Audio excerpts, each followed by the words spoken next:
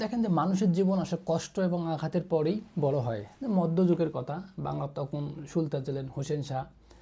তো ওই সময় শ্রী চৈতন্য মহাপ্রভু, মানে ছোটোবেলায় যার নাম নিমাই পণ্ডিত নামে পরিচিত ছিল, উনি এত কৃষ্ণপ্রেম ছিল ওনার মধ্যে। সেই সময় সুলতানের হোসেন শাহর যে রাজকর্মচারী কি সাকর মল্লিক এবং দবির খাস, ওনারা এত প্রেম মুগ্ধ হয়েছিলেন যে, এবং পরে ওই শ্রীচৈতন্য প্রভুর দীক্ষা গ্রহণ করেন, বৃন্দাবনে নাম সংকীর্তন করেন। এবং আমরা আমরা আরও দেখেছি যে নিমাই পণ্ডিতের যে এত কষ্ট ছিল যে প্রথম স্ত্রী সর্পদংশনে মারা যায়, দ্বিতীয় স্ত্রীও পরে সংসার করে না, কিন্তু উনি এত ভগবত প্রেম এবং ভগবত ভক্তি প্রচারে ব্যস্ত ছিলেন এবং বলছেন যে পৃথিবীতে যত আছে নগরাদি গ্রাম সব প্রচার হবে মোর এই নাম।